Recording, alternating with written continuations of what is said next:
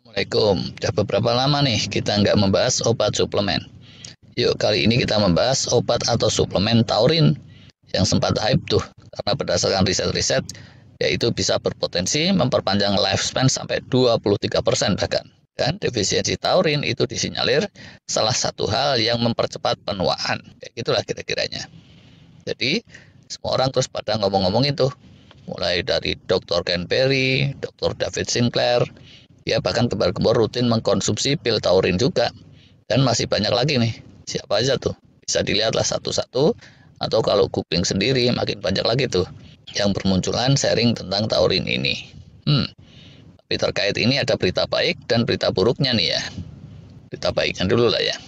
Pertama, buat yang hobinya nekat beli-beli suplemen, di toko-toko online Indonesia udah banyak yang jual nih. Dan harganya ya kalau dibilang murah banget sih enggak. Tapi bukan yang mahalnya enggak kira-kira juga. Bisa dibilang terjangkau lah gitu. Selain dalam bentuk suplemen, taurin ini juga kalau di Amerika sana terkandung di banyak minuman kebugaran untuk memperkuat stamina saat berolahraga. Cuma lah ini, berita buruknya yang pertama, di luar sana itu masih jadi perdebatan. Ada yang bilang kalau dapetin taurin banyak-banyak dari suplemen atau minuman kebugaran itu tidak direkomendasikan. Selain itu juga belum ada takaran dosis yang dianjurkan oleh otoritas Amerika. Yang dasarnya pemberani dan nekat seperti Dr. David Sinclair, dia sih tetap aja langsung mengkonsumsi suplemen taurin dengan dosis yang dia hitung-hitung sendiri karena dia memang seorang pakar. Yang pro banget sama taurin, widih, itu gembar-gembor khasiatnya macam-macam tuh. Silahkan aja dipantau sendiri. Yang objektif itu juga ada banyak. Yang agak moderat seperti Dr. Ken Perry, walau dia pro taurin juga, dia menyarankan lebih baik nambah-nambah asupan taurin itu dari sumber makanan yang alami saja. Nah, ini berita baik berikutnya nih.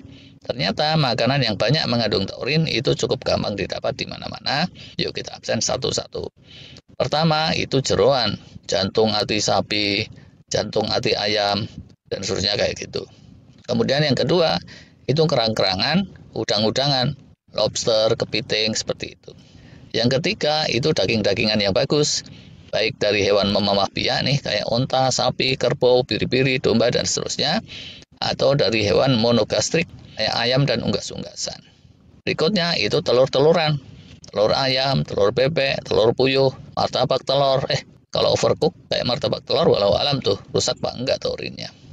Berikutnya lagi itu dairy atau produk susu, yogurt, susu segar, keju, dan seterusnya. Bahkan ASI itu termasuk yang kandungan taurinnya paling jos. Jadi itu tuh terbaik. Itu terbaik untuk para bayi dan bukannya untuk aki-aki. Oh alah. Berikutnya lagi itu serangga-seranggaan. Itu juga banyak taurinnya. Gak tahu tuh.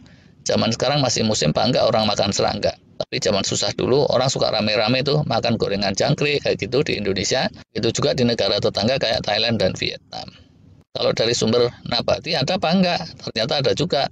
Walaupun kalau menurut Dr. Ken Perry itu kandungannya lebih kecilan. Antara lain adanya di jamur-jamuran, ganggang-ganggangan. Catatannya, kalau cara masaknya salah sampai overcook tadi, itu kandungan taurinnya menurun, anjlok. Terus berita buruknya lagi nih ya. Mekanismenya, bagaimana taurin itu bekerja, sehingga dia bisa bikin panjang umur, itu masih belum jelas, masih diperdebatkan, masih diteliti. Emang sih, di lab itu berhasil dibuktikan, asupan tambahan taurin yang intens bisa memperpanjang umur rata-rata sampai 23%. Orang Indonesia nih ya, tentang harapan hidupnya rata-rata sekitar 72 tahun lebih dikit. Kalau diperpanjang 23%, itu naik jadi sekitar 89 tahun alias nambah health span 17 tahun. Lumayan banget loh itu. Tapi lah ini, yang rentang hidupnya nambah 23% itu, kalau di lab cacing-cacingan sih. Kalau hewan yang grade-nya lebih tinggi, kayak tikus curut, panjang lifespan-nya cuma sekitaran 12-13%. Tapi kalau dipikir-pikir ini pun tetap lumayan ya. Semula 72 tahun, kalau manjang jadi 80 tahun lebih, alias health span-nya memanjang 89 tahun, itu cukup mantap. Nah, tapi tetap ya, kita ini manusia, bukanlah tikus curut. Sekarang sedang dicobakan tuh ke monyet katanya. Tapi hasilnya tidak sebaik saat ke cacing atau tikus curut. Ada yang berhasil memanjangkan umur sampai 8%-an, tapi ada juga yang gagal. Alias panjangnya itu nggak terlalu berarti, walaupun pendek juga enggak. Atau dengan kata lain, kalau buat monyet aja itu dosis dan racikan yang tepat belum beneran ketemu. Apalagi kalau untuk manusia. Tapi taurin itu sendiri sebenarnya apa sih? Yaitu protein. Soal protein di tubuh kita itu dulu kita udah bahas ya. Ada yang disebut protein esensial, ada yang non esensial. Kalau yang esensial itu yang mesti diasup dari luar atau didaur ulang dari yang ada.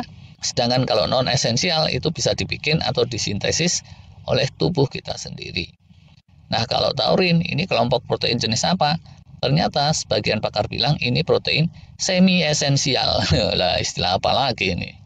Mereka bilang asli-aslinya taurin itu bisa dibuat oleh tubuh manusia normal, tapi seiring waktu, seiring usia, seiring datangnya keusuran, itu ada orang tertentu yang tubuhnya tidak mampu untuk mensintesis taurin sesuai dengan yang dibutuhkan. Dan pada titik itu jadinya mesti ada asupan taurin tambahan dari luar, yaitu dari luar tubuh kita, bukan dari luar negeri, apalagi luar angkasa. Walah, kok terus kemana-mana. Selama ini kok jarang ya taurin diomong-omongin. Tahu deh, ilmu kesehatan itu berevolusi kan ya. Dulu autofagi itu juga nggak terlalu banyak diomongin, apalagi stem cell. Nah, tapi sekarang semua pakar kesehatan jangka panjang pasti nyebut-nyebut hal tersebut. Taurin kayaknya seperti itu juga tuh. Realitanya, menurut para pakar, taurin ini termasuk protein yang paling banyak ada di tubuh kita, khususnya di bagian-bagian vital seperti di retina mata, otak, jantung, liver, dan di ASI tadi itu, dan seterusnya. Tapi seiring usia, ketersediaannya itu menipis dan terus menipis, dan disinyalir itulah sebabnya seiring usia, healing dan proses-proses recovery penyembuhan itu terus berjalan dengan lebih lambat. Dan penuaan itu terjadi. Nah, semakin defisiensi taurinnya, itu penuaannya akan lebih cepat dibandingkan dengan yang defisiensinya nggak seberapa. Itu teorinya dari beberapa pakar, tapi ini pun belum benar-benar sahih. Masih ada yang mempertanyakan juga dan masih perlu pembuktian-pembuktian ilmiah yang lebih lanjut. Bisa-bisa ini kayak NAD yang dulu kita bahas itu ya. Kalau dia itu kurang, kitanya bakalan cepat tuir dan healing melambat. Tapi kalau mau nambahin atau ningkatin, ternyata itu tricky. Dan sama sekali nggak bisa main santap suplemen atau diinfuskan ke aliran darah begitu saja. Bisa aja, taurin itu mirip NAD gitu. Walau alam, kita ikuti aja perkembangan penelitiannya. Saya sendiri sudah nyoba nih, dari beberapa lama, beli suplemen taurin. Mereknya apa itu nggak terlalu penting lah ya. Makannya tapi nggak rutin, cuma sesekali aja, secara sporadis. Kalau dari sisi lamanya udah cukup lama ya, mungkin hampir setahun gitu. Cuma hasilnya kalau perasaan saya itu nggak kerasa beda apa-apa sih. Tapi ya ini alhamdulillah sih, saya syukuri aja.